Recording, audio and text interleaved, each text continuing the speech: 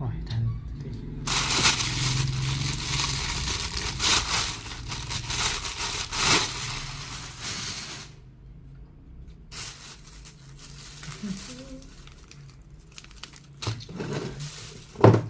เธอก็จะกินผักทั้งหมดไม่อยู่มันบดอย่างเธออันเนี้ยไม่บดหรอก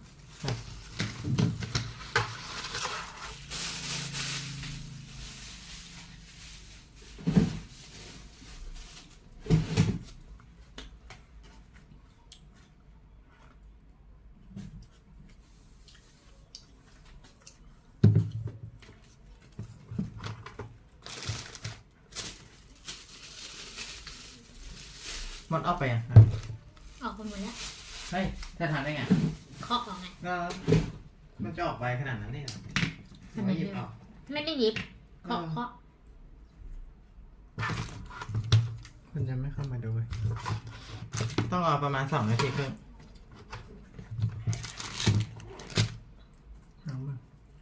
งานแล้วไม่ได้กินหมูปิ้งหรอ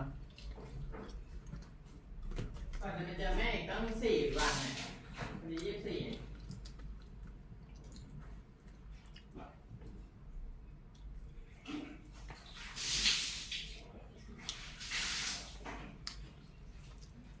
จะกินแบบพวกซูเปอร์เวจี้นี่ถ่ายโคตรดี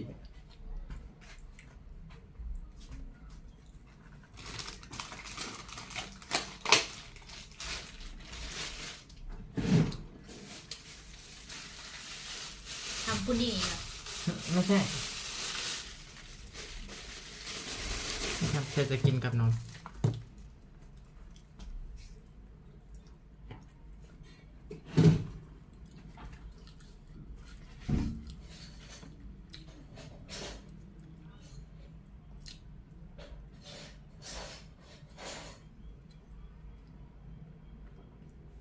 ช้อนอ๋อ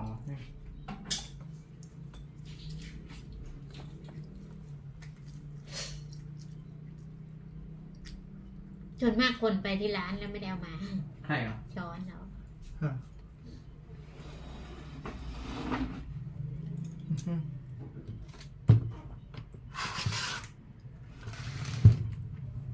มันแจ้งเตือนโอเค time to eat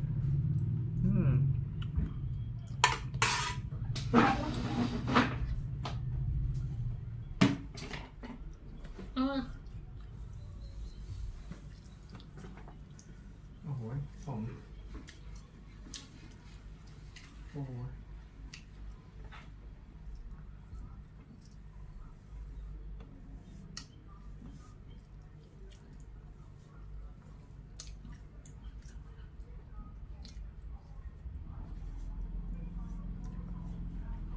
เมื่อคืนดูในโทรศัพท์แท็กซี่คนนั้นเฮ้ยดีหรืออะไรเขาจะโกงคนโดยสารไงอ๋อเขาให้1,000ใช่ไหมเขาบอกไม่มีตังค์ทอนเขายังไม่ได้หาเลยผู้หญิงด้วยนะหมายถึงว่าผู้โดยสารเที่ยเอาอันนี้แม่งดีก็ดีอยู่ไม่ใช่ไม่ดีดียังไงก็อุทาหรณ์นั่นแหละเดี๋ยวไม่ฟังเรื่องแบบนี้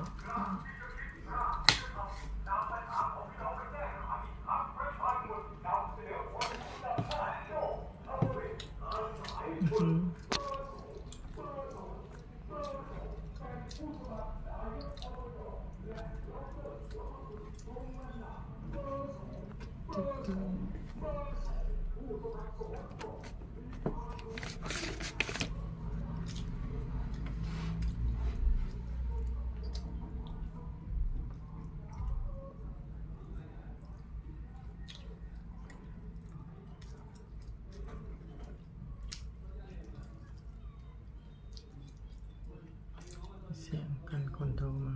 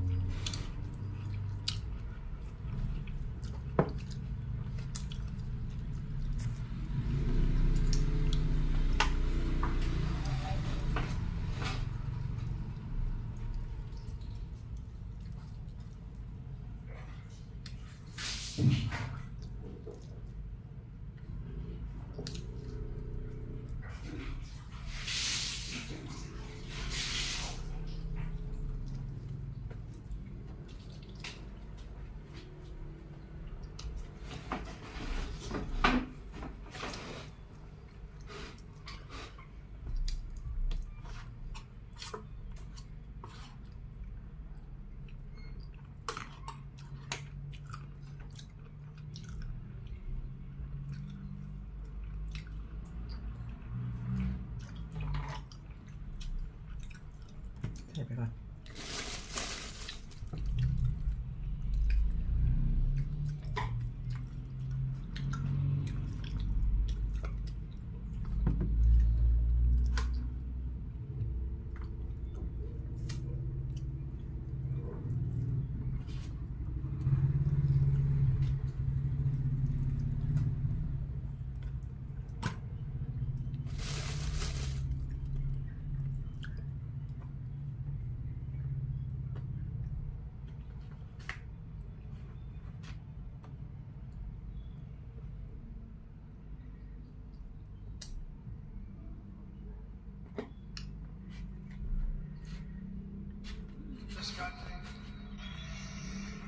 We're going to also slash something else, the waste in our bloated federal bureaucracy. We will create the new Department of Government Efficiency, headed by a gentleman named Elon Musk, who's here someplace. I ถ้า don't เรา know เสพเรื่องไหนเรื่องนั้นมาเจาะมาจะหัวเราครับ He's พยายาม here เสพให้มันน้อย ต่อให้บอกว่าไม่อันนี้ มันจะมีผลกระทบต่อคนรอบข้าง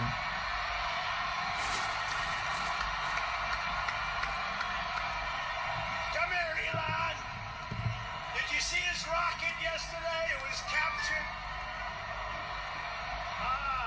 And X is with him. X. Come on, Elon. Say something. Okay.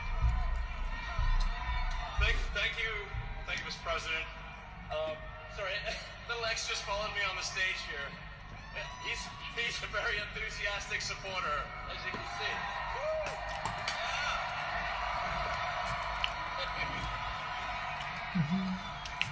So we're looking เฮ้ย forward อ้าวโดนเหรอ making a lot of changes, and you know this victory is the start, really.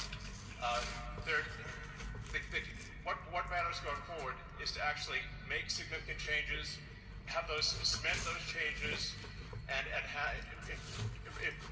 set the foundation for America to be strong for a century, for centuries, forever. So.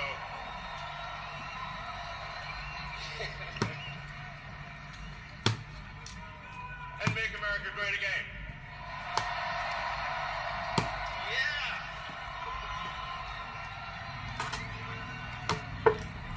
So, yeah. So we're gonna do great things here. Thank you.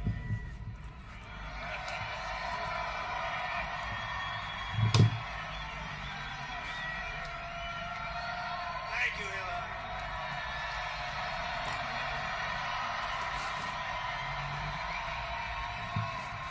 You know, I always say we have to be protective of our geniuses because we don't have too many, but that one is a good one. Now, I watched this rocket come down about 3 months ago, and I thought it was crashing. I was talking to somebody on the phone. By the way, same thing happened yesterday. It came down, and it was captured so beautifully. It came down, it's tumbling, it's a mess that's going down. I say, oh, look at that thing, that's a disaster.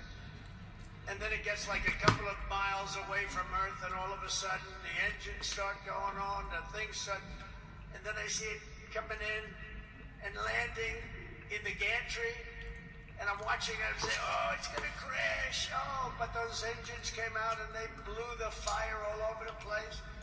and all of a sudden those two big arms came and hugged it like you would hug your little baby. And that sucker landed it. Nobody's been able to do that but him. And he's a great guy. And we have him and Vivek and some great people working on a thing called costs. And he's got the credibility to do it too. We're going to do things that are really amazing. But he went out to Pennsylvania after that. He landed that rocket nobody had ever seen. By the way, China can't do it. Russia can't do it or come close. It will be 10 years before they can do it. And the U.S. can't do it except for him. And it's pretty amazing. But he did that, and then he journeyed to Pennsylvania where he spent like a month and a half campaigning for me in Pennsylvania. And he's a popular guy, and he was very effective. And he knows those computers better than anybody, all those computers, those vote counting computers. And we ended up winning Pennsylvania like in a landslide, so it was pretty good. It was pretty good. So thank you to Elon. And his son's name was cute as a button. His son's name is X. He's the only guy who can get away with the name X. But his son is a great guy. One thing we know, his son is smart. If you believe in the racehorse theory, he's got a nice, smart son. But thank you very much to Elon and everybody. We've had so much help. Every radical and foolish executive order of the Biden administration will be repealed within hours of when I take the oath of office. Oh, you're going to have a lot of fun watching television tomorrow. Somebody said yesterday, sir, don't sign so many in one day. Let's do it over a period of weeks. I said, like hell, we're going to do it over weeks. We're going to sign them at the beginning.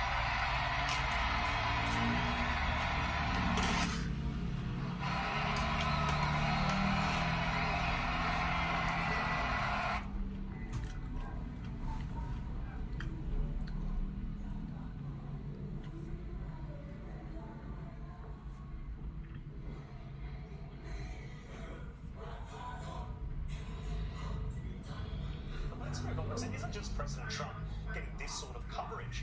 His allies are now in the crosshairs. And I just want to say thank you for making it happen. Thank you.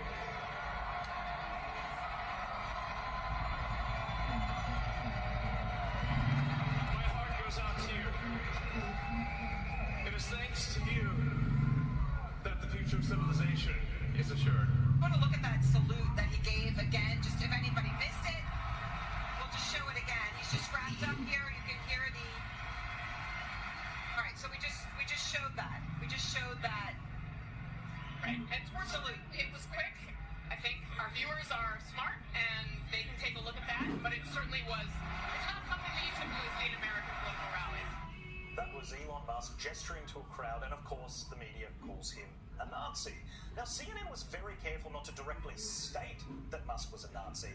But we all know what they were trying to say, and they were not alone.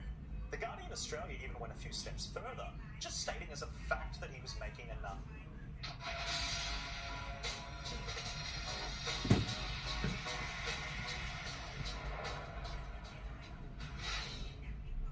I'm Keith McCullough, and welcome back to another real conversation. I'm quite looking forward to this one with Michael Saylor. Michael, thank you for taking the time to walk through your thoughts on Bitcoin in particular, economics, fully loaded asset allocation. I think we got a lot to cover.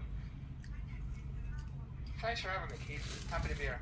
Yeah, for those of you that don't know who Michael is, his bio, just is a rock star bio. He's made a lot of money, and now he's putting a lot of money into a certain thing that he obviously considers an asset class. It's an interesting journey you've been on, Michael, and it's something that I think people get pretty emotional about a lot of things these days. But when it comes to my job, I think a lot about asset allocation. I think a lot about the things that you've talked about, which is actually the volatility of the asset class. And that's what got my attention. That's why I wanted to have this discussion with you, because you were one of the first people to not only articulate it within a framework, but also talk about the volatility of the asset and maybe the flow into and out of the asset and the attributes. So that's where I wanted to start. I think I wanted to also go back and you like me. I'm obviously not as widely exposed to this as you, but you like me back in 2013.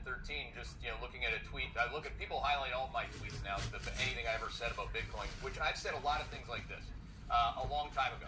And I don't know if you can see that, but I mean, to be where you are today, back versus then in 2013, or any bloody tweet that I have going back to the beginning of Twitter, one would say that you'd probably be dogmatic if you maintain that view. But just for you to get from there to here, if you maybe want to start from a non-believer, I guess, to where you are today, I think that would be really helpful.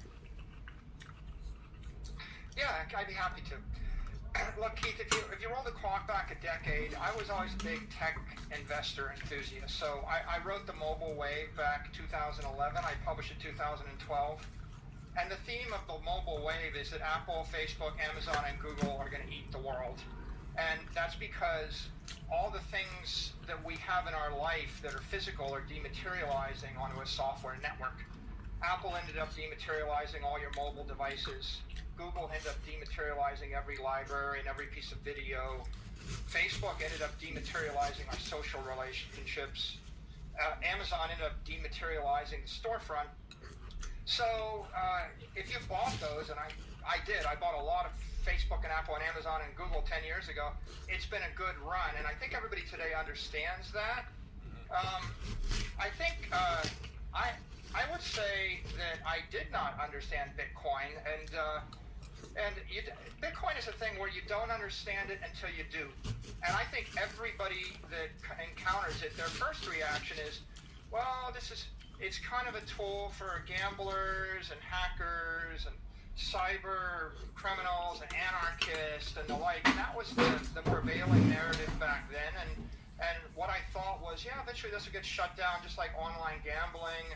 And I'd seen what happened with trade sports and the online odds makers. And I thought they're really cool, but I just noticed the regulators shut them down. So I said that when Bitcoin was $111, and then I ignored it when it went through $1,000, and we bought it at $1,111, $11,111, a lot of it. But what I'd say, Keith, is better late than never. Yeah. A lot of people said, Warren Buffett missed Apple. Warren Buffett missed Apple for 8 of those 10 years, and then he must have made more money on Apple stock in the last 20% of that run than he made on any investment in his entire life, and he probably made it without even noticing he made it. Because ultimately, the thing about technology is, figure out the thing that's going to eat the world. If you're right, own it, hold it, and wait. Well, that's how you became a billionaire. Like, just to put it on the table, that you started your own company, you built it, and you owned it, and you held it. And there are a lot of different ways to do that. Your ability to buy as much Bitcoin as you did was built on the same belief. Right? I'm going to build something that people don't quite believe yet or understand, and I'm going to hold it. Look, Keith, I think there's 3 ways to make money in this world. You can make something, you can trade something, you can own something. Okay, so I started when I was 24 years old making something, and I've spent 30 years of my life making business intelligence software. Let me tell you, it's really hard to make things, and you have to be the best in the world at that. And if you aren't, you know you are. So you can normally only do that in one place. After I made a modicum of money, then this question, do you trade it or do you own it? People that know how to trade stuff, I respect them. I just can't do it. You have to be dedicated and committed and understand it, and it's very complicated. So I'm not a good trader. I once tried to buy call options on Apple, and I knew Apple was going to eat the world. I thought, these guys are going to have 1 billion people doing everything. I bought Apple stock, and I made 10x, 20x my money. And that was good, but on the other hand, when I bought the call option, I bought 18-month leaps, and Keith, I timed it exactly wrong, and can you believe you could lose money buying call options in Apple in like 2014? And the lesson I learned was, if you believe in something, don't try to time the market, just buy as much as you can, and wait, because the market will disagree with you, maybe for a year, maybe for 2 years, maybe for 3 years, and they'll outrun your options. But I didn't think I was going to be wrong over a decade. I'll tell you one other funny story. I bought 500,000 shares of Facebook at $12 a share back, I don't know, 2012. Okay, and I think it was an employee that sold it to me. Now, the biggest investment mistake I made of my entire life was selling that, any amount of it, at an obscene profit. Like, obscene profit. And I look back and I'm like, the stupidest thing I did is I should have bought more, but I should have never sold it. And Keith, if you go back to 2012, we could debate, should you buy Facebook stock at $12 or $13 a share, or $10 a share, or $15 a share? What does it matter? Like, it doesn't matter. And the truth of the matter is, if you had bought Google, Apple, Amazon, or Facebook at any point between 2010 and 2020 for 10 years, I think it's impossible to have lost money at any point for the decade. I mean, you would be hard-pressed to find that point. And so your investment mistake would be, try to time the market on those things, because I can't figure it out. I mean, I've been wrong trying to time the market. On the other hand, it was pretty clear that Facebook was going to eat the world. I mean, they basically created a software network to pull all the social energy on the planet. And that takes us to Bitcoin, right? Why do I like Bitcoin today? Well, we're 10 years late on Facebook, Apple, Amazon, and Google. At the point that like 20-something people look at me and they tell me how great an investment. When my niece told me she was buying Apple stock in the year 2020, I was like, okay. Ahead of the split. Well, I'm not, they figured it out. After the split, she's buying, and after Warren Buffett bought it, after the octogenarian bought it, my niece is buying it after the lockdowns. I'm like, okay, I think I missed that boat. On the other hand, here's the thing I think about Bitcoin. Bitcoin is the first software network in the history of the world that can pull monetary energy. So these Bitcoiners have figured out something that is really a thing of beauty and extraordinary value.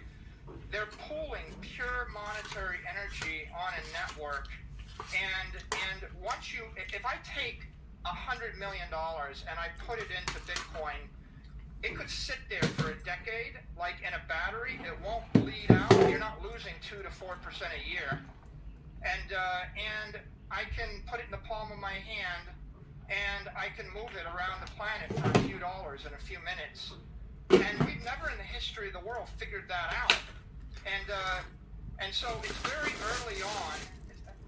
I like I like software networks that are worth more than $100 billion, that are 50x bigger than their competitor, that are going to eat the world, that 99% of the world doesn't agree with me on. So in fact, I like the fact that people don't understand it, don't agree with it, or are afraid of it, because I couldn't afford to buy it if they all agreed with me. Yeah. And I believe we're at that inflection point for Bitcoin where it's like, it's big enough to be unstoppable, but it's still new enough that there are 10,000 billionaires or billion-dollar entities, and maybe 5 of them get it. Maybe 10 of them out of 10,000 get it. And so the catalysts are all to the upside, and most of these risks, they've been worked out over the last decade. You could make a list of 100 things that might go wrong. We've watched them all happen. They haven't killed it, and we're just sitting right at the cusp of something really fabulous here. Yeah, the debate on buy and hold, by the way, I mean, that's not something I really have any care to get into. I mean, that's an age-old debate. When somebody says they're a bad trader or they can't trade around things, I believe them.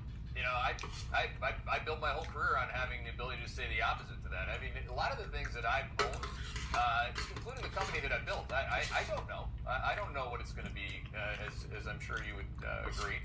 In 3 to 5 years, it's not what it's going to be today or tomorrow. I mean, what I don't know about what I actually own and risk manage around, whether it be my company or any asset for that matter that I care to traffic in or allocate my hard-earned assets to,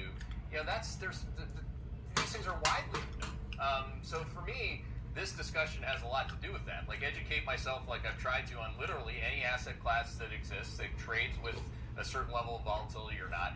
And that's what I want to do, for the rest of my life, is just continue to educate myself on what I don't know, because I actually do think that timing is doable. It has been. If it wasn't, then I wasn't able to buy a bunch of Bitcoin in April and May from people who essentially didn't know what they were doing. So that's a question I have on that.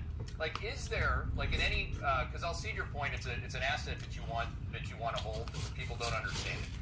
There's no need to trade around it because that's how you roll. I like core positions that I trade around because that's how I roll.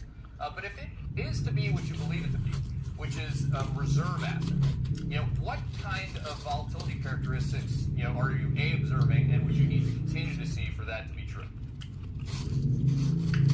Well, Keith, first of all, I think that the historic knock on Bitcoin is it's highly volatile, and for the first 10 years, there were lots of volatilities that took place. But I think if you look at the last 90 days and the last 3, 4, 5 months, if you're looking at this, every single day I look at the 30 years, the 30 treasuries and swaps, I look at 10-year treasuries, I look at the NASDAQ, the Russell 2000, I look at gold, I look at silver, I look at Apple, Amazon, Facebook, and Google, and then I compare them all to Bitcoin. And I got to tell you, Keith, like, my unscientific view is on every single day, at least half of those assets are more volatile than Bitcoin. And on a lot of volatile days, I've seen 80 to 90% of them be more volatile than Bitcoin. So I think there's a historic narrative / belief. People think they know this is volatile, but in fact, it's not looking that volatile to me over the past 3 months. I don't think over the next decade it's going to have the same characteristics of volatility that it had over the last decade. On that, by the way, like, that is something that we can, if you don't mind me interrupting, like, that's something that we can measure, map, and do daily. Like, across durations, guys, throw up the implied vol table if you want, which I include, interestingly. You made the point on Apple vol, Microsoft vol. These things are wacky tobacco vol. I mean, Apple volatility is at 50. For people that don't know what volatility is and they just need a mousetrap to kind of, compartmentalize the thought, the VIX today is trading in the high 20s. Apple volatility is double that, right? So again, you're right. I mean, you've seen volatility. What happens with volatility, as you know, is that when something goes down, it starts to realize volatility. The Bitcoin volatility actually looks a lot like gold volatility in the last 90 days. So your observations are an empirical fact. So Keith, I think you and I both agree that the monetary supply is expanding.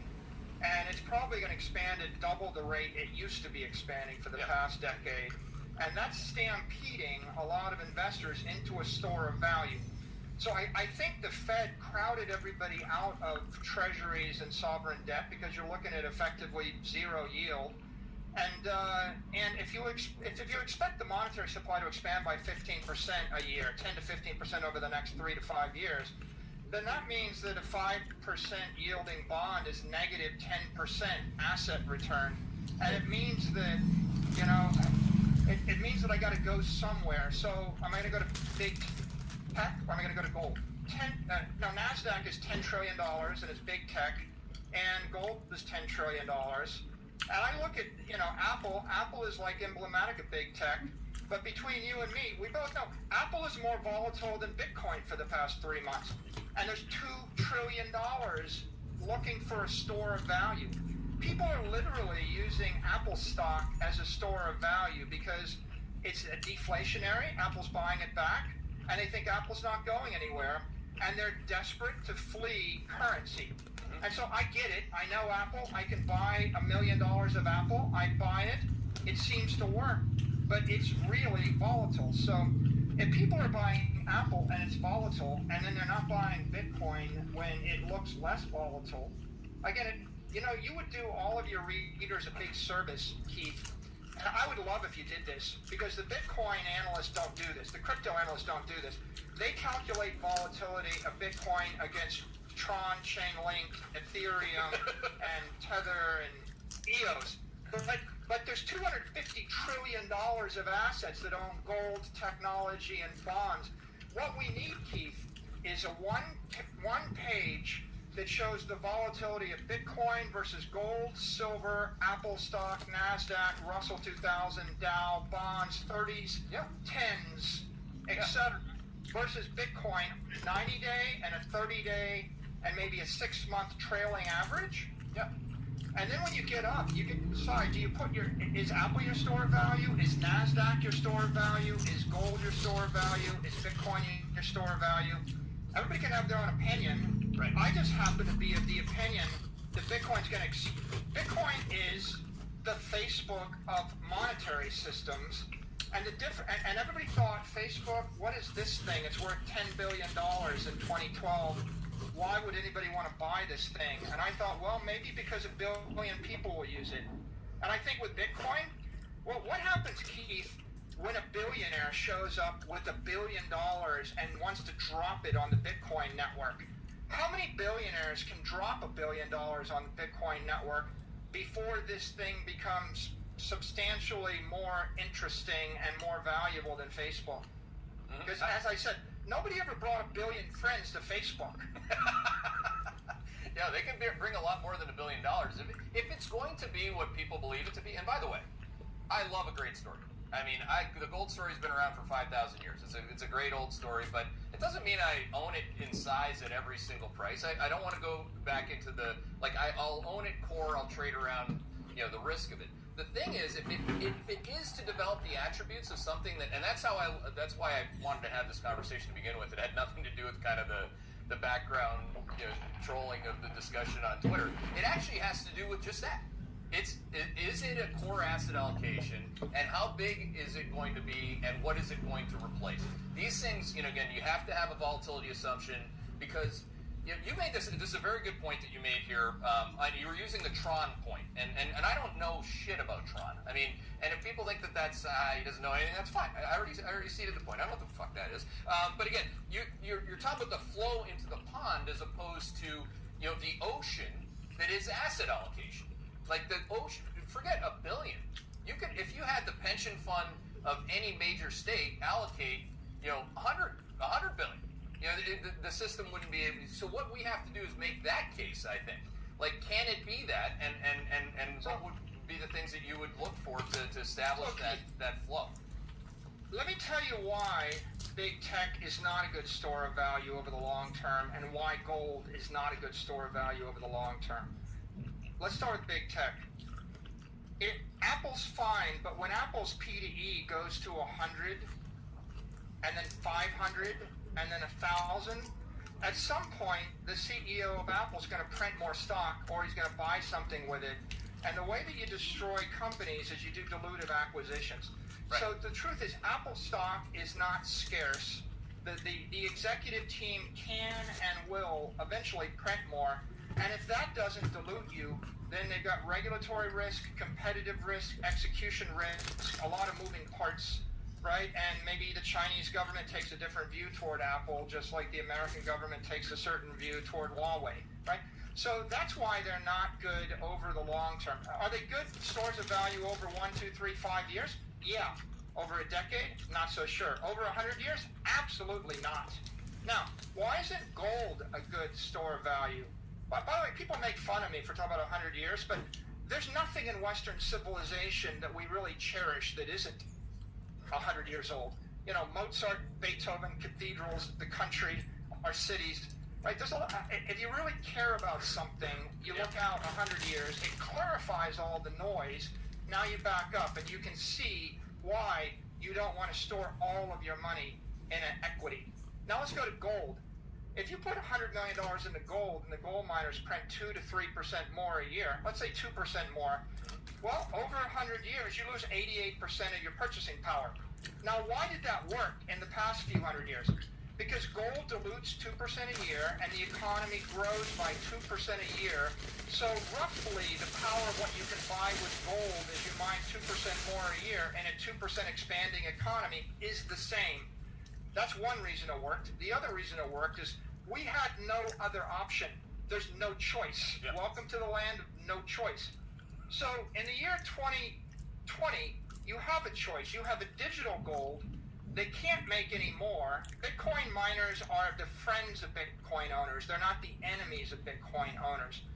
So bottom line is, you want to store $100 million for 100 years, you put it in gold. Under the best case, you'll lose 85% of it. under the likely case, you'll lose it all because the bank will fail, the country will fail, somebody will seize it, or someone will join it. The reason that the Bitcoin maximalists, the cyber hornets, if you will, the reason they're passionate and religious about this is because for the first time in human history, you can take all of your wealth and your life force, you can put it into an asset, you can keep the keys, you can take custody of your $1 million, your $100,000. No government, no bank can take it away from you. There's nobody to tell you you can't own your life force. And if you have hopes and aspirations for your family, for your religion, for your life, then you have the power to achieve those hopes and aspirations without asking the permission of a bank or a government or a politician. And if money is energy, right? And this energy is going to last a long, long time. Energy is essential to life. Bitcoin is about immortal life. It's about achieving your hopes and aspirations for as long as you can conceive of them. Now tell me, you think you're going to love Apple stock or gold or silver bars or bonds or municipals the same way as that? I don't love anything. I mean, when it comes to assets, I mean, other than my own company and my family, I mean, it's not like, I guess that's the one difference that we have here. That's a beautiful story, by the way, and it sounds like you're a traitor, Keith. No, I can be. You can call me whatever we want. The reality is that that beautiful story does get interrupted through the other side of the trade, and that's actually, we can't just at the same. And I do appreciate that you said what you said, which is, wouldn't it be powerful and really empowering to give people the actual data, which we do, by the way. We also include inverse correlation data, which absolutely matters to Bitcoin. So when we're talking about the volatility of Bitcoin across durations, we're talking about the implied and inverse correlations that are currently existing. Even though that story is a beautiful one, this other one won't cease to exist immediately. And we do have to deal with what we call, dollar up or quad 4. And those are days where people that do believe that, like, look, I'm not sure if you know what quad 4 is. I think it's pretty straightforward. But the reality is that we back-tested that economic circumstance. Because again, no matter what your life is, the one that you love or you don't love, quad 4 is when both growth and inflation are slowing at the same time. The only time you're going to lose money in Bitcoin is in quad 4. That's a back-tested fact. It might change. It might not be a fact that everybody likes because it stirs up hornets or whatever. But I don't love or hate that, right? There's 3 different economic scenarios out of 4 where I know I'm going to make money being long Bitcoin, and that's awesome. You know what the only other thing that has that attribute, the major one that you've mentioned? It's tech, big cap tech. Big cap tech, the only time you could lose a considerable amount of your assets, a drawdown, which I think most humans should be aware of, is when you have those quad 4 deflationary conditions. So that's one thing that I just wanted to submit here today. Like, is that something that people that are, romanticizing about the story, like, are aware of? Fundamentally, I think it would be good for them to be aware of that, because at least they'd buy a lot more of it at the time when they could get a lot more of it at a lower price. Well, Keith, I'm glad there are traders in the world, and I'm not a trader, but if there were no traders in the world, there would be nobody to sell to me when I wanted to buy. So I want people to do that, and I appreciate it. But having said it all, let's go back to the year 2012, and let's talk about trading Google, Apple, Amazon, and Facebook. And at the end of the day, the only mistake you could make is be short any of them. At the end of the day, Amazon crushed 15,000 retailers, and Google crushed 10,000 different entertainment companies, and Apple destroyed 10,000 different device companies. And so there is one asset in each of those markets that destroyed everybody else. If you picked the one asset and you bought it at any point in the decade, you were a winner. And if you sold it at any point in the decade, you were a loser. So, the difference is, when you talk about trading soybeans or corn futures or wheat or oil or whatever, these are commodities, and people make them, and the price goes up and the price goes down, and if you time it right, you make some money. But when we're talking about a software network that's going to change the life of 1 billion people and dematerialize $1 trillion of energy, the only question is that one the winner? And Bitcoin is the winner of the crypto wars. It defeated 6,500 different crypto competitors, and it has risen out of those wars to be the dominant crypto asset network, just like Amazon defeated every retailer in cyberspace, just like Apple defeated everybody in mobile space, just like Facebook defeated everybody in social space. You have a chance to buy and own the winner and just wait for the rest of the world to recognize it. And you tell me, is there any winning trade of Facebook or Apple or Google or Amazon stock in the year 2012 that's better than the trade of buying it? Well, it depends on when I look at it, it depends on what you're looking for. I mean, it's not like there's making money because you have none, and there's that. That I get that. You can't afford to miss this because if you miss Facebook, you're an idiot. But then there's, once you have money, there's risk managing the money that you have. Like, I would say that a low volatility asset class that I own a shitload of and consume it, it's very liquid, as wine. I mean, it's standing the test of time. I mean, if you choose the right vintage and hold it, you can hold it and drink it and enjoy it thoroughly. There are a lot of different ways to do this. This isn't just like there's one idea that can change the world, therefore. I mean, if you took my wine away from me, I'd hate my life. That would suck. I mean, that's my life, right?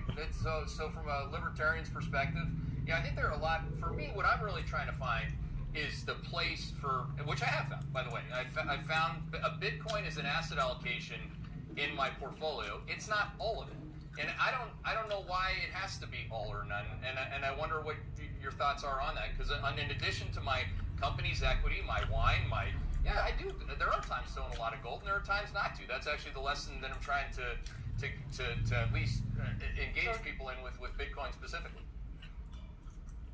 So Keith, all the guys that have more money than God in this world, right? They have it because they bought or owned or created a technology that changed the life of 1 billion people. And so I don't think you're going to get 1,000x your return on buying a nice Chateaubriand or whatever. Absolutely not. If you showed me a sugar cube that you could produce 1 billion of and give it to people, and for the rest of their life they would be perennially happy with no health issues, I would say you should invest in that wine network. But what we're talking about here is a monetary network never before in the history of the world created at the beginning of the S-curve. If you buy at the beginning of the S-curve and you're right, then you're going to have an extraordinary return as an investor. If you buy at the end of the S-curve, maybe you'll hold some value. Look, let me ask you one more question. Say you actually wanted to take $1 million and you wanted to put it in an investment and give it to your daughter or your granddaughter in 30 years. How would you do that? Like, how do you pass down a material amount of money to your granddaughter or your daughter in 30 years? Because I can't do it with real estate in Florida. They tax it away from you in 30 years. I can't do it with any stock because I don't know the stock won't get destroyed in 30 years. I can't do it with gold because it's going to be cut in half and maybe seized by someone in 30 years. I can't do it with a bond because I can't do it with currency. With Bitcoin, because you can't make any more of it, you've got this pure piece of financial energy. You could buy it, you could hold it for no carry cost, and you would be able to hand it to someone in 30 years. So the magic of this is, for the first time in human history, we figured out how to send money forward in time 10,000 days without losing it. It's a magical thing. But if I give you a battery, if you put $1 million of electricity in a battery, it bleeds 2% a month. You lose 24% of your energy in a year. You can't do it with a battery. The gold battery bleeds 2 to 3% a year. We've got a battery that doesn't bleed energy. It's a magical achievement. Nobody in the history of economics ever created a closed monetary system that respects the laws of thermodynamics, and it doesn't bleed off monetary energy into the atmosphere. I mean, how is that not something that you would want to put some amount of monetary energy into to protect for the future? No, it sounds like exactly what you should buy when you're in Quad 4, when it's for sale. I mean, that's because the energy, and again, that's actually the way we think about gold as well. I mean, it's labor plus energy equals gold price. I mean, that absolutely is the way to think about it. I mean, okay, so when we look at try to like just say there's just one thing. Like I don't think that the market is actually giving you that message. Guys, can you throw up the inverse correlations just because, again, I think it's an important lesson. Like why is it that Bitcoin got crushed in Q4 of 2018 and again in Q2 of this year? It's because it has an extremely high correlation to the currency it is debasing. You can't unlock these two things and say that you're going to be blissfully unaware of these realities, or you're just buying at a high price all the time. You're chasing it, and a lot of people chase Bitcoin. You could buy it a lot. You could be a lot smarter buying. I'm not refuting what you're buying. I bought a shitload of it, right? I mean, I'm equating it to how I think about wine, which is, yeah, I bought a lot of it, but I'm not going to sit there and just like romanticize and not understand that the dollar, the other side of the trade, which it's replacing, doesn't have a huge immediate and intermediate term impact on the price of the thing you're buying. Okay, so Keith, I have a comment on Quad 4. First of all, there's a group of people in the world that you trade with that believe that inflation is equal to CPI, and therefore you can define a Quad 4. There's a group of people that I align with, the Bitcoiners, that believe that the true inflation rate is not CPI, but rather it's the asset inflation rate. It's the rate at which the long bond or the T-bill or equities have been moving up for the past decade, or the expansion of the monetary supply. So if you focus on inflation as CPI, it's